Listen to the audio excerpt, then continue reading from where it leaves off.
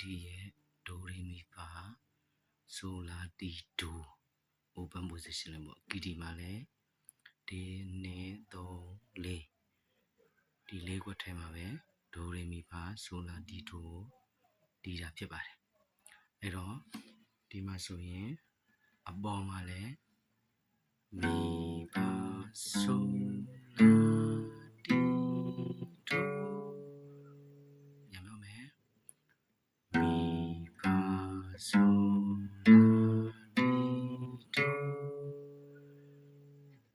ကီတီရဲ့မှာပေါ်ပိုင်း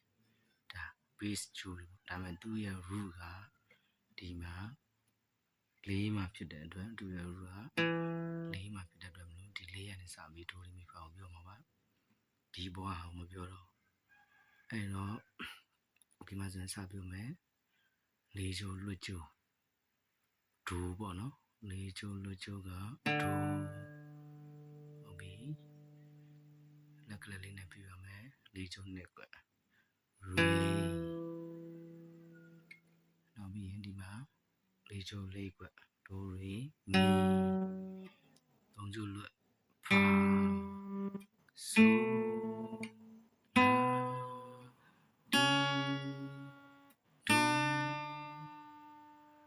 ဒါ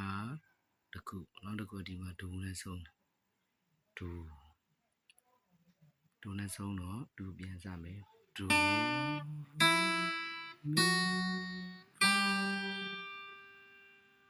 ဒီရှိ၄ခွက်ထဲမှာရှိတာဖြစ်တဲ့အတွက်ဒီနောက်ကဟာတွေကိုဆက်မပြောတော့ဘူးအဲ့တော့ဒီအပေါ်ဟာကိုလည်းနားမလဲရင်တော့နားလည်အောင်ကြည့်ချင်တယ်ဆိုတော့ပြန်ကြည့်ပြမယ်မီဖာဆိုနောက်ပြီးရင်သူ့ရဲ့ root ၄ချိုးကနေစမယ်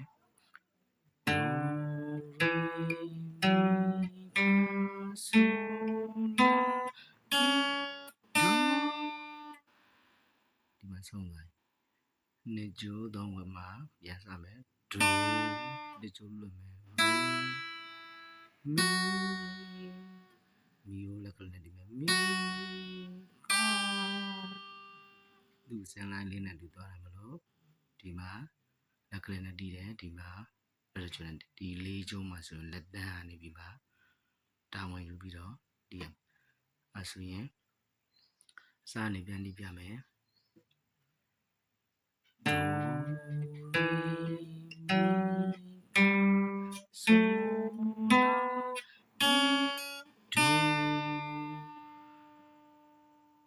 မြင့်တော့မနော်ကျွန်တော်တော့မအောင်နိုင်လို့အဲ့ပြီးရင်ပြန်စမယ်ဒို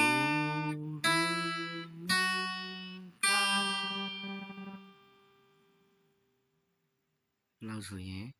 ရလောက်ပါပြီနော်ဒီမှာက1 2 3 4ဒီ၄ခွက်မှာပဲရှေ့ရအောင်ပြတာဖြစ်တဲ့အတွက်လက်ကိုလည်း1 2 3 4ဆိုပြီးတော့မှဒီလက်ချောင်းတွေပဲအသုံးပြုမှာအဲ့ဒါဆိုရင်ဒါကီးဒီရဲ့မှာဒိုရီမီဖာဆိုလာဒီဒိုနောက်ပေါ့နော်နောက်ပြီးကြလို့ရှိရင်ကျွန်တော်အရင်ဗီဒီယိုမှာစီပြခဲ့ပြီးပြီစီရဒိုရီမီဖာပြခဲ့ပြီးပြီဒီတစ်ခါဒီဗီဒီယိုမှာတော့ဒါဒီကီးရဲ့မှာဒိုရီမီဖာကိုပြတာပေါ့နောက်ထပ်ကျွန်တော် C D E F G A B open position နောက်လေးတွေကိုအခုလိုပဲတီးပြပါမယ်တကယ်လို့လိုက်ပြီးလေ့ကျင့်ခြင်းနဲ့တီးခြင်းနဲ့ဆိုရင်ကျွန်တော်ရဲ့ channel လေးကို like and subscribe လေးလုပ်ထားပေးပါဒါဆိုရင်တော့နောက်ထပ် video အသစ်တွေကြည့်ရမှာvideo ရိုက်တာလေးမကောင်းဘူးဆိုရင်သိနားမလဲဘူးဆိုရင်လည်းအောက်က comment မှာရေးပြီးတော့ထားခဲ့လို့ရပါတယ်အားလုံးကျေးဇူးတင်ပါတယ်ခင်ဗျ